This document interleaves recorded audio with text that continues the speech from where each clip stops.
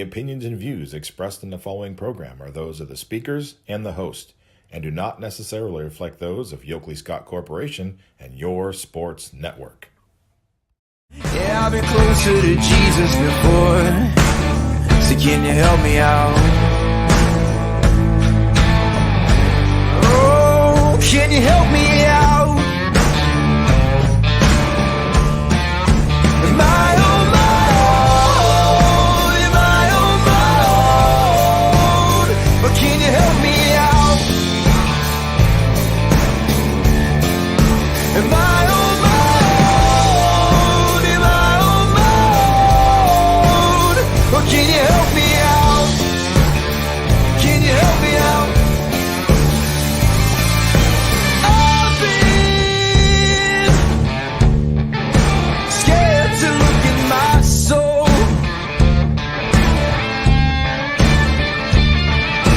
I've been afraid I would follow the road. Yeah, afraid of the things I've been told. Hello, everybody. Welcome inside another exciting episode of Running Point. It is a Tuesday episode on ysnlive.com, brought to you, as always, by our good friends over at Greenwood Chevrolet in Austintown. I'm going to do what I always do and put Greenwood's logo in the top right corner of the screen so you know where to go if you are in the market for a new or used vehicle. It will always be Greenwood Chevrolet in Austintown. They go the extra mile for you so you don't have to, and we try to follow their lead on this show every single day. We thank Greenwood Chevrolet for their constant support and sponsorship of Running Point through all the twists and turns and changes it's had since day one. Greenwood has never wavered in their belief in what this show could be. And because of that, we always give them their love and their flowers every day on this show. Ooh, a little bit of a tickle, but I think we're good. We have a great show for you today. We're going to obviously recap last night's action. We had a lot of action on all three sides: girls soccer, boys soccer, and of course volleyball on the scoreboard. So we'll go through all of that. And we also have an interview to play for you guys today, like we always try to do every day. It's Bree Thomas, one of the captains of the West Branch girls soccer team, going to play her interview for you today as well. And so we're going to have some fun with that. And then we'll obviously, as always, of course, preview the night that is going to be on the network tonight as well. Let's jump into the scoreboard and see what we have in store for us today. The scoreboard on ysnlive.com, always brought to you by Burnett Pool, Spas, and Hot Tubs. I want to pop up their logo up here on the scoreboard. This is a great tool for YSN fans. If you are sitting at a game and you want to check the scores of something else, but maybe you don't want to look at your screen for too long, or maybe you're watching a YSN broadcast and you want to just see how other teams are doing so you know how your team will stack in the standings after your result. This is a really, really quick and easy way to do it. You don't have to load another broadcast. You just pop in the scoreboard and you can see what the score is. This is live updated every night. You don't have to wait for the final. Sometimes, actually, especially during Friday Night Football, this absolutely gets live updated. And we will go through the scoreboard from last night. Like I said, we had a busy night with volleyball, girls soccer, and boys soccer all in action. None of them had a full slate of games. You know, you'll see a lot more volleyball games tonight. You'll see a lot more girls soccer games usually on Wednesdays. But one of the few nights so far this fall where they all have had a significant amount of number of games. Usually it's heavy towards one sport every day. So this was a fun night to be a part of the network, as we had, like I said, plenty of action on the girls soccer side, the boys soccer side, and then, of course, volleyball. Let's start with volleyball. Ashtabula St. John gets the sweep over Pymatuning Valley. The Heralds really, really good in Ashtabula County. Gabby Johnston continues to have an incredible season for the Heralds. She was a part of the YSN All-Star game last year, and she continues to really put her best foot forward for St. John as they get a sweep over Pymatuning Valley. Hubbard gets a fight from Salem. I'll tell you, the Salem team doesn't have a win yet, but they keep getting closer and closer. They're starting to put things together. They have a group of girls that trust the process, that aren't getting down on themselves. They're taking sets now from pretty good teams, and they took a set from Hubbard. but they couldn't overmatch the Eagles. They fall 3-1 in 4 sets. Talking about 4-set victories, I want to talk about this one. I was in Middle Ridge for this game, Middle Ridge versus Austintown Fitch.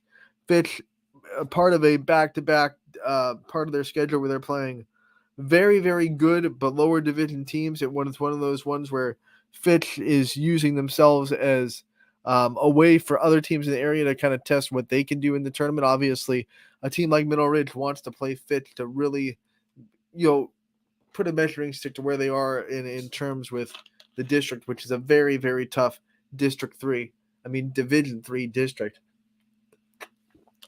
Dang, you look at the teams that are going to be in it. Middle Ridge is going to be in it. Lakeview's going to be in it. Crestview's going to be in it. All 3 of those teams are immensely good at volleyball. And then you also go outside the Ysn family and you say that Kirtland's in there as well. And Kirtland went to the district championship against Crestview last year. So, it's very good volleyball in this Division 3 district that we're going to be in. So Middle Ridge wanting to go and really give themselves a measuring stick, and boy, are they happy with where they're at right now. A 4-set victory over Austintown Fitch. And I'll tell you what, I really did not see this coming, not because I didn't believe in Middle Ridge's ability to go out there and definitely contend with a team like Austintown Fitch. I just didn't think Fitch was going to lose 2 matches in a row.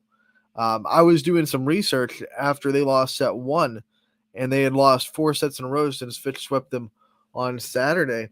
The last time Fitch lost 5 sets in a row, which they did last night because they lost the first 2 to Middle Ridge, won the third, and then lost the fourth. So they lost 5 sets in a row, sweep to Crestview, first 2 to Middle Ridge. Last time that happened to Austintown Fitch volleyball, you have to go all the way back to 2018 when they lost to Lakeview and then they lost to Salem in back-to-back nights. Well, back-to-back games, I should say. Don't know if it was exactly back-to-back nights. But that is the last time Austintown Fitch volleyball has lost 5 sets in a row. Now, I almost misspoke on the broadcast. If you were tuning in, 2019, they did lose 2 in a row, and they were a 4-set loss and then a sweep. But so that made me think, it has to be 6 in a row. But it has to be 5 in a row, excuse me. But I did not realize that in 2019, that particular situation, that second loss was a true set match to Louisville. So they actually did not lose 5 in a row. They lost 4 in a row. They lost the last 2 to Canfield that year, and then lost 2 in a sweep of Louisville. But it was obviously for a try match. They did lose 4 in a row last year at one point, but last time 5 in a row. You have to go all the way back to 2018, and they're in a spot right now where their their ferocity and their mental toughness is going to be really tested because Fitch is wavering. Fitch is wavering right now. They got swept against Crestview, and I said it yesterday. In that match, there was never a moment where I thought it looked like Fitch was the better team in that match. There were some times, and actually quite often, because all sets were pretty competitive, where they looked even. They looked like they were going toe-to-toe with each other. But the biggest lead Fitch had in that Crestview match was 2 points in set 3. They never really looked like the better team the whole day. And here against Middle Ridge, honestly, it's kind of the same story. They never looked like a Fitch team that was head and shoulders better than Middle Ridge, not once in this whole night. They won a set, 25-23, and even that set seemed like they were pretty dang evenly matched. It just went Fitch's way. I just never saw an instant where Fitch went on a long 6, 7, 8 point run where it just was like Fitch is just the better team. Never seen like that. And I don't think you could say that about Austintown Fitch against Crestview last year. Remember last year, Fitch kind of dominated Crestview last season. Last season, Fitch was almost always the better team when they went on the volleyball court. Last 2 games, and I hope it's not because I'm there. I hope I'm not like a jinx for Fitch.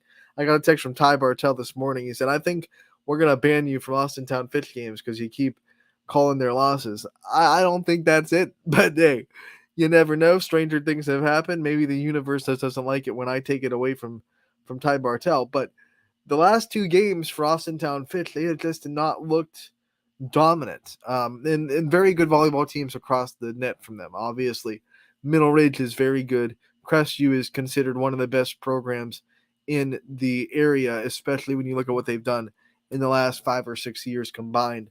They're going for their sixth straight MVAC championship, trying to win their 5th straight district championship.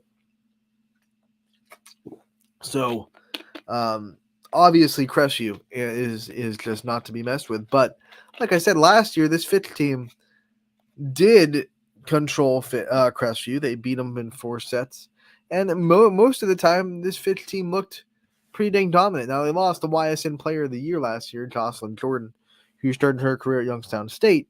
But that being said, I've always been a component and a supporter of the idea that, especially in volleyball, one player cannot make a huge difference on your team, because it doesn't matter how, like, you could have a Jocelyn Jordan, you could have 3 Jocelyn Jordans on your team, but if you're not passing the ball, you're not going to be able to set them.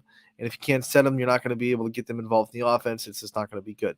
So you got to have a really, really good unit to be dominant. And Fitch was dominant last year. They didn't lose too much outside of Jocelyn Jordan as far as their power. They still have Afton Roby. They still have Kylie Folkwine. Riley Simons is still their setter with a sophomore. They still have Jordan Smith. A lot of their power from last year outside of Jocelyn Jordan returning. And for the first 8 games of the season, they looked exactly what they looked like last year. A dominant team that was beating very, very high-level volleyball teams. They have wins over the reigning state champion in Division II, in DCL. Now they're a Division I team, but still reigning state champions. They have a win over Apple Creek Waynedale, who will probably get to the regional in Division III. I would have no doubts that they would win their district, hands down. They would get to the regional, and depending on who they were squared up against, they could win a game in Barberton. They had a win against Lakeview, who's 8-1. We all know how good Lakeview is. They have a win against Division I Hathaway Brown, who has 7 wins right now. Point of the matter is, Fitch has a lot of really high-quality, high-caliber volleyball wins this season. But the last 2 matches, they have just not looked like that team. And this is going to be Coach Herberger's first test as the Falcons head coach for the first year on how she handles and navigates this situation, because walking off the court last night, you could definitely tell there was frustration on the faces of Austintown Fitch. And there should be. Fitch is not used to losing 2 games in a row. It doesn't happen too often. It happened once last year. And they were both really close games against really good volleyball teams. But this team does not do this too often. They don't do this too often, and especially, like I said, no, this isn't a knock, but in their minds, lower division schools that they feel like they should dominate, but did not happen that way. And on the other side, Middle Ridge, I just want to commend the schedule they're putting together this year, because not only are they in that tough MVAC where they have to play Western Reserve twice and McDonald twice, Springfield twice, but they also have gone and played Smithville, who will probably be one of the 4. If I had to say the 4 teams that are going to be in the Barberton Regional this year, it would probably be Crestview, Mineral Lake Catholic, Smithville, and Waynedale. That would be my guess. Now, how they'll line up with each other, I'm not sure. I haven't looked at the regional bracket to see what districts line up with each other yet, but I would be not surprised at all if that was the breakdown of the 4 teams in Barberton. And Middle Ridge went and played Smithville. They're going to play Crestview next week. They've played Austintown Fitch. Their 3 losses so far are to Girard, who is a Division II power with just 1 loss on the season. They've lost to Smithville, who is one of the best teams in the region, period. And now they've lost to Western Reserve in the first conference game of the year in 5 sets. Western Reserve's undefeated.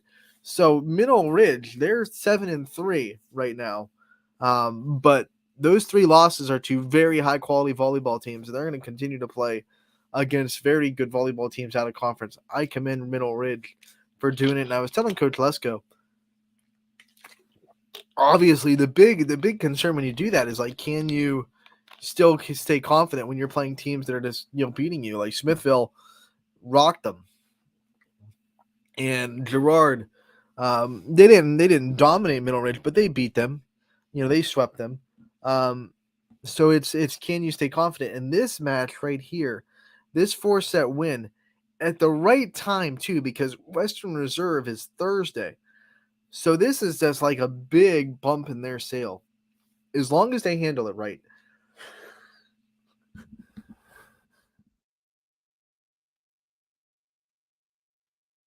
Excuse me there. As long as they handle it right, because the other thing I was talking to Coach Lesko about is they do have a game in between this really big win and obviously the big matchup with Western Reserve on Thursday.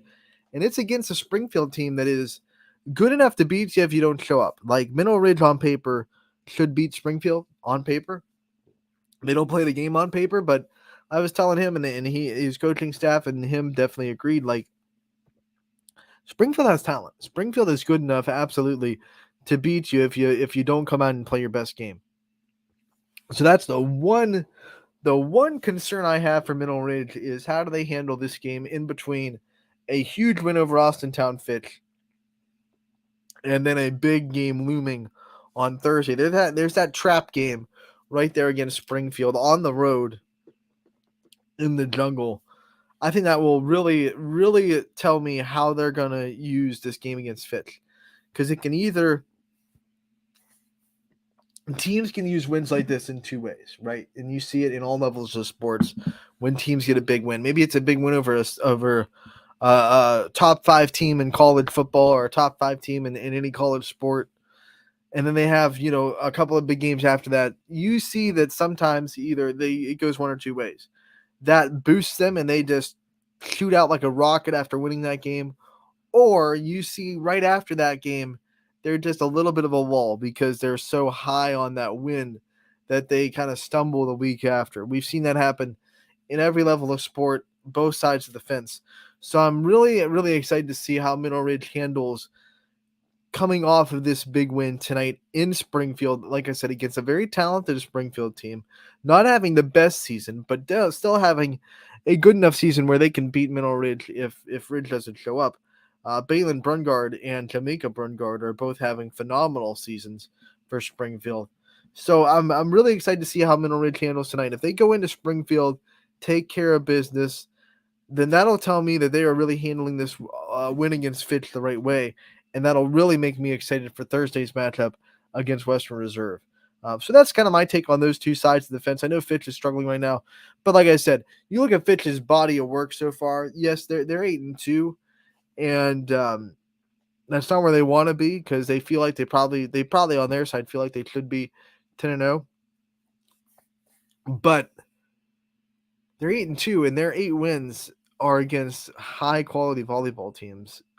So you just take these losses, you try to learn from them. They have undefeated Ursuline on Thursday and then undefeated Hoban on Saturday. So their next 2 games are against undefeated teams. That means 3 of their 4 games in the last 7 days from Saturday to Saturday are going to be against undefeated teams. Crestview undefeated, Ursuline undefeated, Hoban undefeated. It's simply put, no one puts together a schedule like that outside of probably Archbishop Hoban. And I get it that Fitch has the ability to do it because they play in a small conference. They can go out there and play whoever they want. But, let that be a lesson that you have to go and you have to really bulk up your schedule and play very, very good teams. Fitch is doing that. They're 8-2, but I think they take an 8-2 record when they're playing so many high-level volleyball teams. They'll have to get back on straight, though, because they can't carry any sort of doubt or unconfidence into Ursuline on Thursday, because Ursuline's trying to prove that they're better. Because a lot of people knocking Ursuline right now about their schedule. They haven't played any great winning teams yet. In fact, their total opponent wins right now through 8 games is 27 wins total. So they're trying to prove that this start is not just their schedule, that they are that good. I think they are a pretty dang good volleyball team. I don't care who you're playing. Sometimes winning 8 in a row is impressive because you have to be doing everything right in volleyball. So Ursuline is that good. So they're going to be hungry to prove it on Thursday. So if Fitch is still wavering as they go and play an undefeated Ursuline team on Thursday, that could be a dangerous recipe for the Falcons. Really excited for that one in a couple of days. Let's continue the scores. South Range gets a big win over Edgewood, and Coach Irons talked to Chris Colucci after the game. One of the things he said was he's proud of the consistency that his team showed in this match because against the really good teams that they've played so far, the Lakeview and the Girard game, they have showed flashes of greatness. They have shown a set or two where they play really, really well, and then they go off for 2 or 3 sets where they can't really keep it consistent. This time, throughout the whole match, pretty dang consistent. I know he wants even more consistency. He wants to raise that bar. He feels like they probably gave away that one set they lost. But 3 really good sets from the Raiders where they were consistently dominant, and that's what Coach Irons wants to see. Thursday starts their second round in the NE8, and technically, they are still alive in the conference. Girard and Lakeview have to play each other twice. So the hope is obviously they split, and then if South Range can take one from them, then they can get right into the thick of that conference race. South Range with 2 losses so far, just to Lakeview and Girard. So they're still mathematically in it. They need some help. They need Lakeview and Girard to beat each other up. And then if they can sneak one out in the second time around for both those teams, the Raiders are still alive. They're hanging by a thread. It's going to be a high mountain to climb.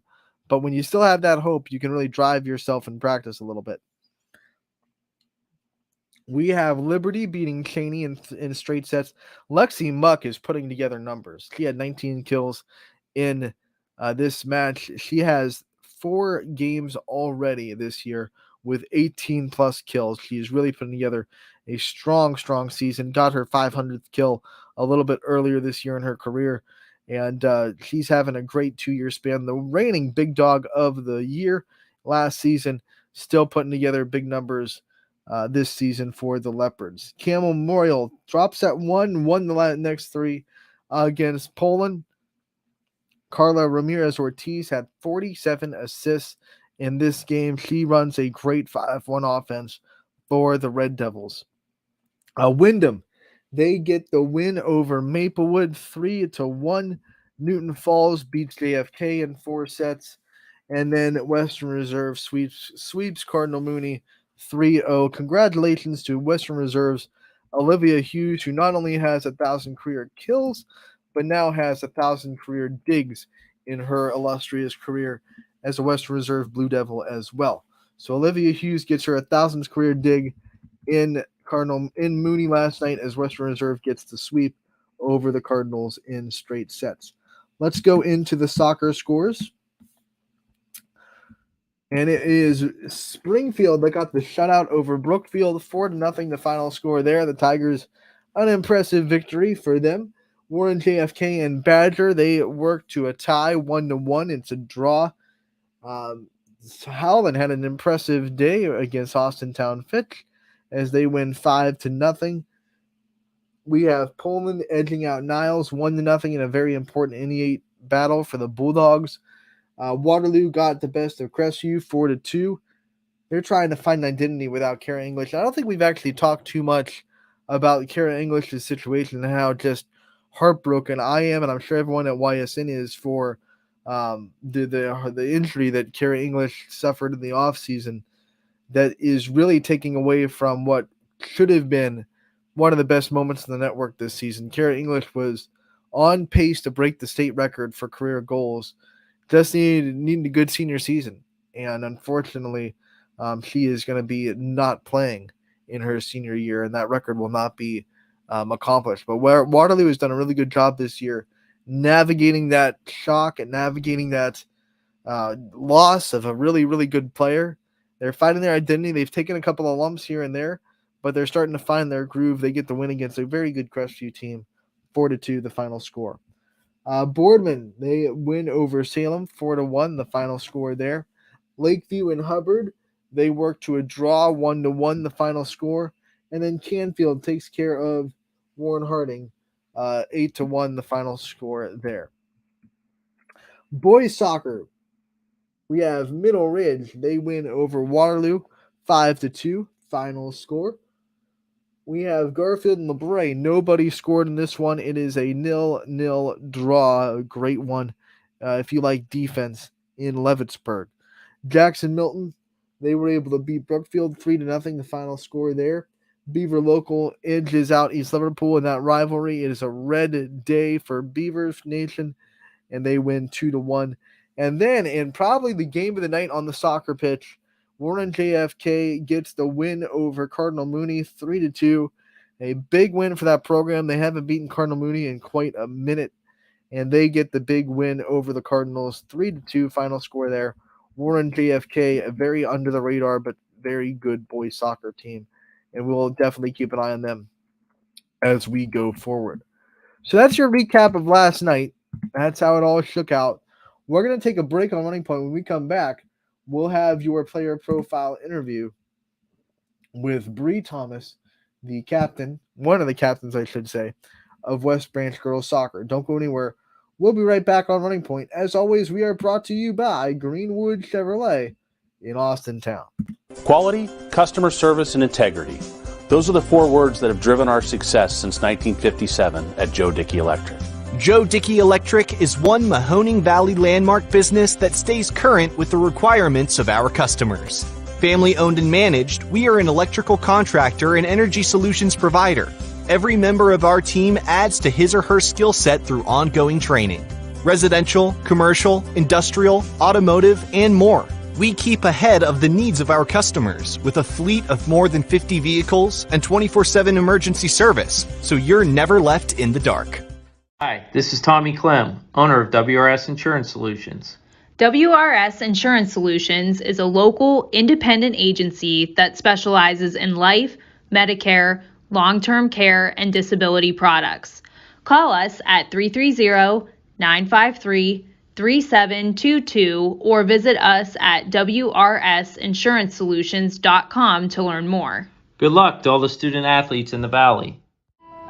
The feeling when my hands are on the piano, it's become comforting. It's somewhere that I can express myself. I go to Youngstown State University and my passion is playing music. YSU is allowing me to take what I love and turn it into a career and do it every single day of my life.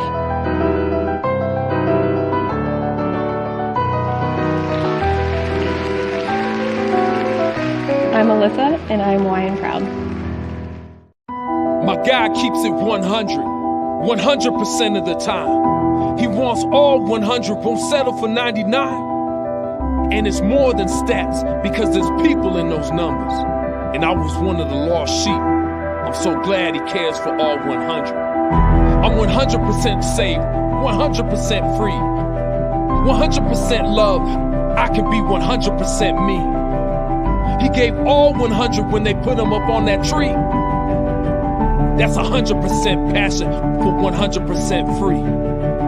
So if I play in front of 100, or if I play in front of 2, there's an audience of 1 getting 100% of what I can do.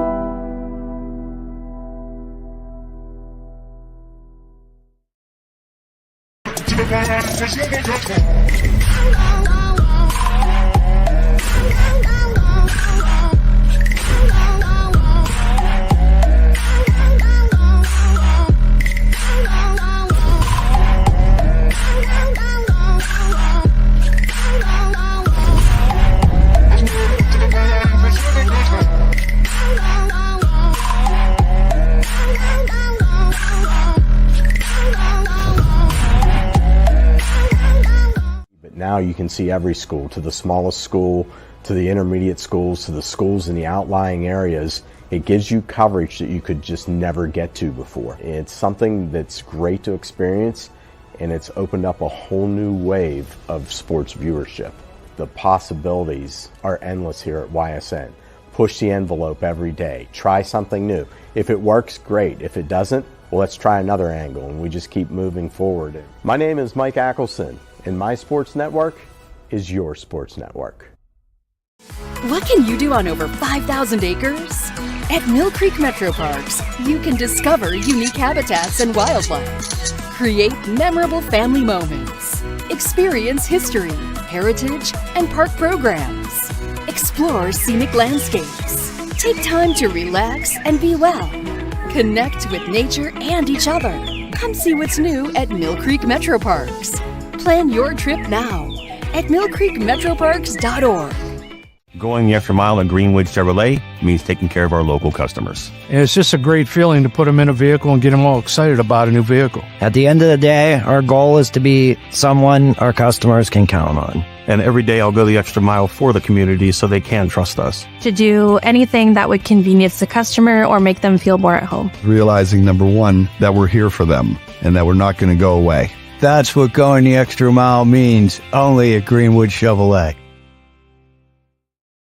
Welcome back to Running Point on ysnlive.com. As always, we are brought to you by our good friends that you just heard from, Greenwood Chevrolet in Austin Town. They go the extra mile for you, so you don't have to. We try to do the same on this show every single day, and my word, it is coming down here in Boardman, pouring. I can hear it in my windows, and if you're going to soccer tonight, that's not a good sign. Hopefully the rain gets all out of its system before any kickoffs happen. Looking at the Storm Tracker 21 app, which you can find is the best place for you to go for weather updates. Our buddies over at Storm Tracker 21 do a phenomenal job. But you look at this, 2 o'clock, so for the next hour, there's a 100% chance of rain. It goes down to 30% at 3, and then there are little spots of chances of rain throughout the night. One at 5, one at 7, a little chance at 8. So you might be dealing with some scattered showers if you're going out to soccer. If you're in volleyball, then you're in luck because you're indoors, right? But if you're going out to a soccer game or maybe even middle school football, whatever it may be, outdoor activities, according to Storm Tracker 21, you'll be dealing with some spotty showers throughout the day. The bulk of the rain should be happening right about now as I hear it in my windows, obviously pouring down rain here in Boardman. But scattered showers throughout the day, so make sure to keep an eye on that. That is your meteorology taste of Anthony Hartwig's meteorology skills. It wasn't even a semester. It was a section of the semester where we had to learn how to do a weather broadcast in telecommunications for YSU. So I have like 3 weeks of training under my belt. That's all I got. So I'll leave it to Storm Tracker 21 and the team over there. But just know that if you're going outside today, according to them and their app, you might be dealing with some scattered rain. And we will go over what games will be on the network. Maybe you want to stay inside, watch your team from the comfort of the home and not go out in the rain tonight. Maybe you'll be able to do that. We'll definitely update you on what games will be available on the boys soccer and girls soccer stages later on in the show. But first, we want to go into a soccer player profile. It is one of the best girls soccer players that we have on one of the best teams we have, West Branch, going for their 9th consecutive EBC championship this year. I think, no, they're going for their 10th. They have 9 consecutive, excuse me. So they're going for their 10th consecutive EBC championship this year. The last 3 and hopefully 4 for this next player she has been a big reason why. Bree Thomas, the captain for West Branch, a big reason why they're so successful. Coach Fico sent her our way, said you have to tell this story, and one of the great interviews that we've been able to get this year, and a great story to tell. So Bree Thomas from West Branch, here you go, player profile on Running Point. Here we go. Enjoy the interview with the West Branch captain. Anthony Hartwig here with a West Branch girls soccer player profile. I am joined by senior captain Aubriana Thomas. Aubriana, thank you so much for taking the time to join us today. You're welcome. So let's talk about this senior season that you're going aboard. Senior season brings a lot of emotions that come with your senior year. Your last first game, your last summer practices, eventually your last home game. How have you been dealing with all the emotions that senior year can bring? I mean, I haven't really felt much yet, but I know it's gonna hit soon. But I've had a lot of fun, and I've made a lot of friends on the soccer team, so leaving them will be hard. But when you step into senior season, you know that a lot more responsibility and a lot more leadership, expectations get put on your shoulder. What kind of things have you been doing to handle everything that all the responsibilities that come with senior season? I kind of talk to my teammates, and I ask them questions and stuff, and I talk to my coaches, and it's kind of I don't know, it kind of just happens, I guess. How would you describe your leadership qualities? What kind of leader do you think you are?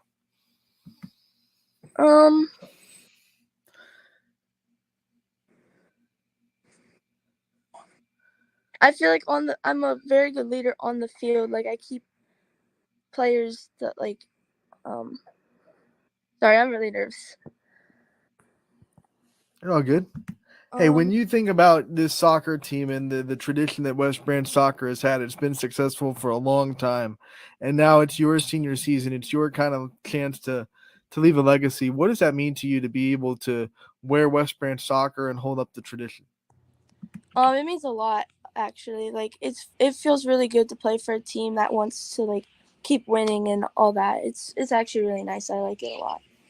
You've been in the program for 4 years. What kind of things do you think makes this program so special that it is able to win as much as it is? Our team chemistry, I think, and the coaches being able to bond with us too. I think that helps a lot. You bring up team chemistry, which means there's a lot that you guys do off the field to get closer. What have been some of your favorite team chemistry, activities that you guys have done as a team off the field to get closer? Probably the sleepover that we do at one of our teammates' houses. That's a lot of fun. Yeah. We talk about building friendships with teammates, and I'm sure there are a lot of teammates that you've gotten really close with over the last 4 years. Who is someone, that you think that you've gotten to know the most over your soccer career?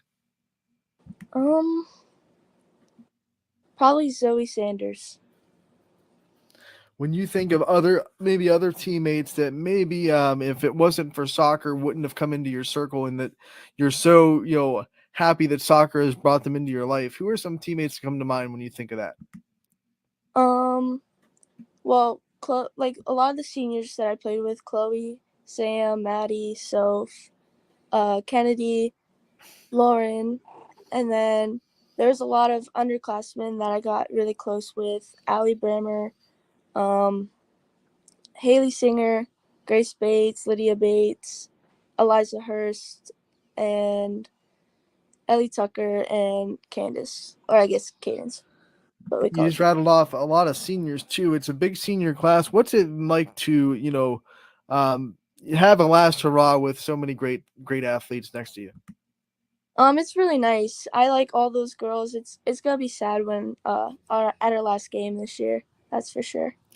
Yeah, you have a while until senior night, but when it comes, what do you think it's going to be like going through that? The headspace that you're going to be in when senior night comes around. I don't know. I'm gonna be everywhere. I'm gonna be sad and happy at the same time. It'll be weird not being able to play with those girls anymore. You've put a lot of time into soccer, and obviously you love the sport. What do you love so much about the sport that you play? I love the friendships that come from it, and I've gotten close with everyone that I've played with. And we also know something about this West Branch community and how much they support their athletes. It's no joke.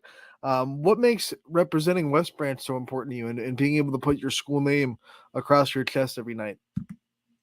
It's the way that everyone, I feel supportive when I put it on, and the way that everyone, no matter what, is always like they always cheer for us, and we always have people there. All right, let's talk about preparing for the senior season and what kind of things you were setting as personal goals for yourself to accomplish as you went through this senior season, and some things you want to say you did before your senior season is over. Get to as far as we did playoffs, hopefully farther. I mean, we talked about being a senior leader, and obviously you've learned from a lot of seniors in the past. Who are some teammates from seniors, I should say, from the past that you really think that you learned from on how to lead? JP, Emma Egley, Addie Jones, Lexi Gregory,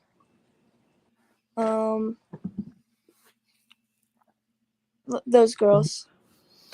Now, that you're one of the people that younger soccer athletes at West Branch look up to. I'm wondering, who are some of your role models? Who are some of the people that you've looked up to in life, and some of the people that you think when you need inspiration or you need a boost that you go to? The one person mainly is my dad, and then there was Mia Hamm and Eric Berry. When you think of your dad and obviously what he means to you, what makes him such a role model to you? What are some of the things and the qualities that he has that inspires you the most?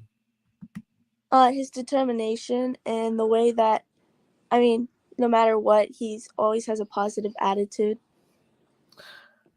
All right, let's talk about you as a student, because you're a student athlete as well, and this is your last school year at West Branch. Obviously, what have been some of your favorite subjects at West Branch? What have been some of the things that some of the teachers that really helped you along the way? I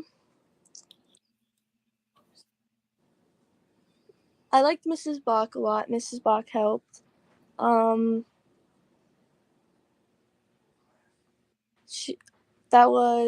trying to think of what class it was. It was a business class, I think, with Mrs. Bach. Yeah. What about classes that gave you the most trouble, or your least favorite subjects in school? My least favorite subject was probably chemistry. That was a lot easier to answer, huh? The one, Yes. I don't like that.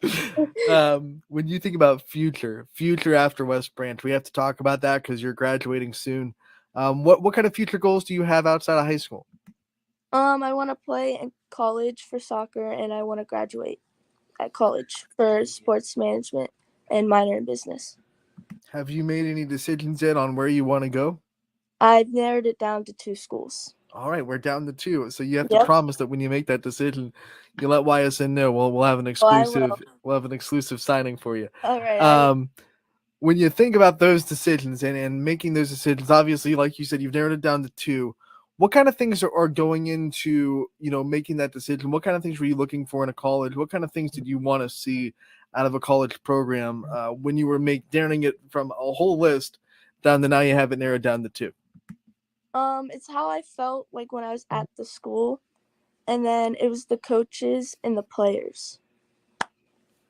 And you said sports management as a major that you wanted to go into. What drew you into that career goal? What kind of things in your life made you want to go into sports management? I just really like sports, and I've just always wanted to do something with sports. There's a shocker. The athlete really likes sports. That's awesome. You better do it. What's your favorite West Branch sport to go to and be a part of the student section with? Probably the football team, or sometimes the soccer boys team. When you think of one West Branch athlete, it could be on the boys' side or the girls' side from any other sport outside of the one that you play, that you really want to get an autograph from. Like this might be worth something someday before you leave West Branch. Who's that one athlete that you think you have to get before you graduate? Ooh. I don't know. It's a tough one. There's a lot of good ones. Yeah, there is. When you think of people you're going to miss the most, or memories that you're going to miss the most at West Branch when you graduate, you get your diploma and you start reflecting on your time in the school, what are some of your favorite memories and some of your favorite just kind of people that you think you're going to miss the most outside of high school? I'm going to miss a lot of the seniors that I played soccer with, and then I'm going to miss a lot of my school friends that I'm friends with. Brianna, before we let you go, I want to give you the chance to give a shout out to the people in your life, your support system, the people that have always had your back, and anyone that you think deserves to have a light shined on them in your interview. You can have as much time in the world that you want to give them a shout out.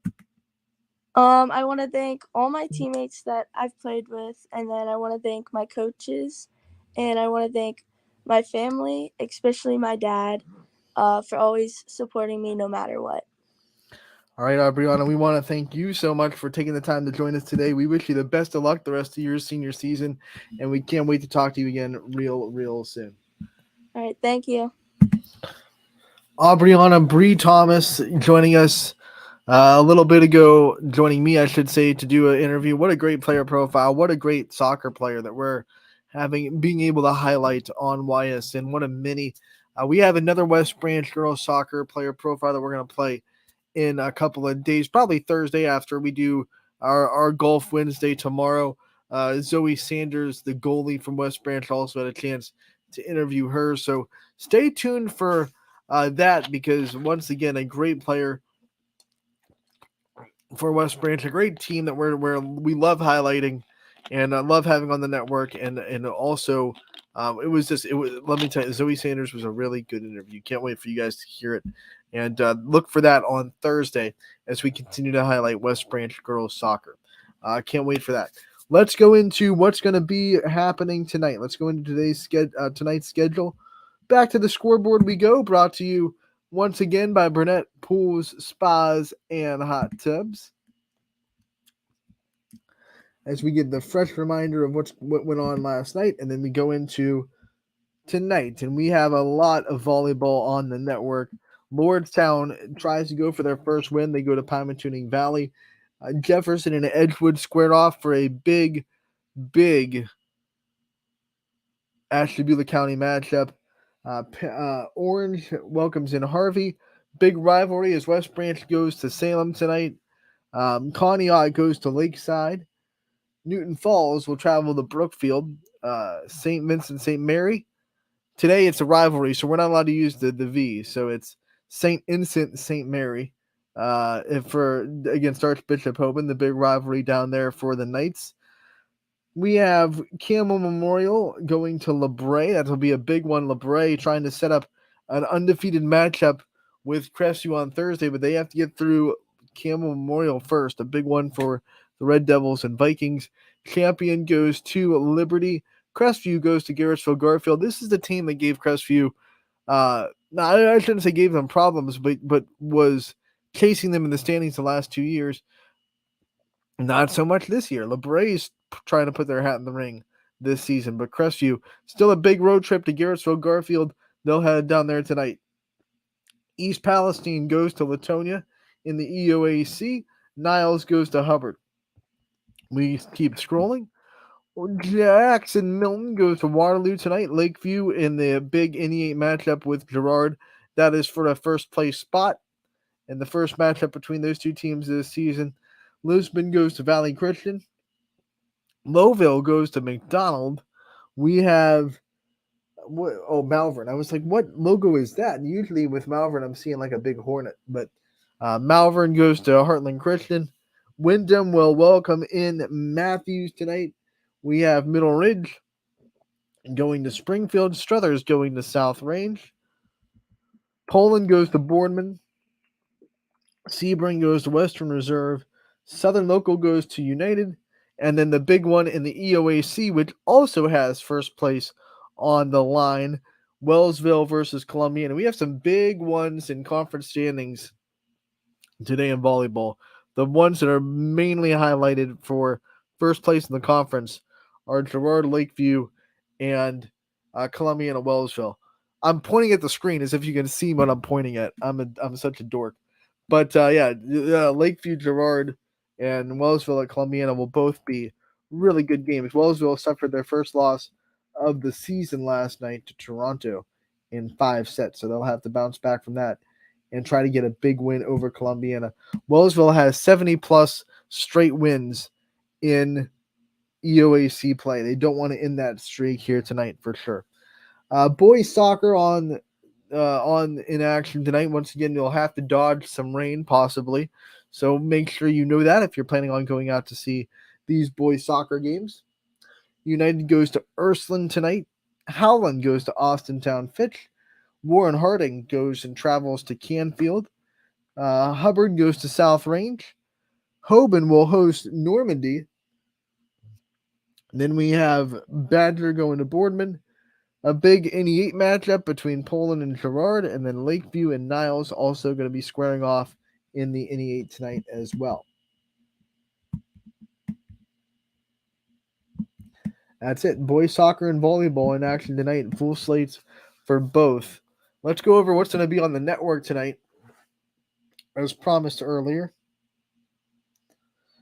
Let's see, go to the spreadsheet, and we will have quite a bit of volleyball. 1, 2, 3, 4, 5, 6, 7, 8 volleyball games on the network tonight. Orange's school will be taking care of their broadcast. Ty Bartell will be at Hoban as they welcome in St. Vincent St. Mary. We're not using the V today. It is rivalry day, of course. Zach Svensson will be in Niles as Hubbard goes to the Dragon's Den. I will be in Girard for the big matchup inside the NE8 between Lakeview and Girard. Wyndham's YouTube page will have the Wyndham Bombers covered. Eric Hughes going to Springfield to see if Middle Ridge can, in fact, avoid the trap game with the Tigers. South Range hosting Struthers. Chris Colucci will be on the call. He did a great job last night. Make sure to tune into that broadcast. And then Wellsville and Columbiana will be covered by Chris Ziegler. So all the really big games as far as first place with conference on the line going to be covered tonight, which is great to see on the network. United and Ursuline girls soccer, Don Polkovich and Rowan Urbach will be on the call there. And then boys soccer will also have United and Ursuline double headers. So it looks like the girls start at 8 and the boys start at 6:30. So boys first, girls second at YSU. Also some boys soccer on the network. Warren Harding and Canfield will be there. Matt Marr will be on the call for that one. So we'll have a couple of boys soccer games. We'll have 8 volleyball games. ysnlive.com/live is where you can find them. But don't forget, we'll also have sports shows on tonight as well. I believe I lose track of what days what teams are on, but I believe South Range is tonight at and I believe South Range. Where's Steve go on Tuesdays? I'm racking my brain. Hold on, I'll get it. Springfield, South Range and Springfield sports shows should be going on tonight with Steve and DJ both making those trips as well. So that's what the plan is for the network tonight. We hope you enjoy it. ysnlive.com/live is look at I'm such a dork today.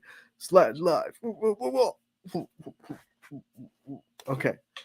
This is how my brain's working. I'm sorry. This is what you pay for. Well, you don't even pay. It's what you sit there and you watch my show for my antics, right? That's what we go. That's what we do it for. ysnlive.com/live is where you can find the games tonight. I will be in Lakeview, Girard. I'm excited for that one. First place on the NE8 on the line. Siggy has Columbiana, Wellsville. First place on the line there.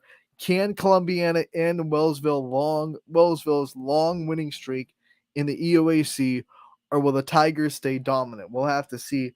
Chris Ziegler going to be on the call there as well. Going to be a fun time. Don't miss a minute of all the action. 8 volleyball games, 1 girls soccer game, 2 boys soccer games. That's a total of 11 live sporting events on the network tonight.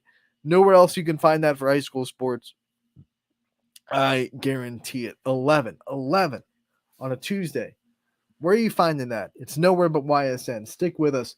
We'll be back tomorrow with Brian Tolnar, Scotty Mincher, both on hand for the Wednesday episode Running Point 1 to 2 as always.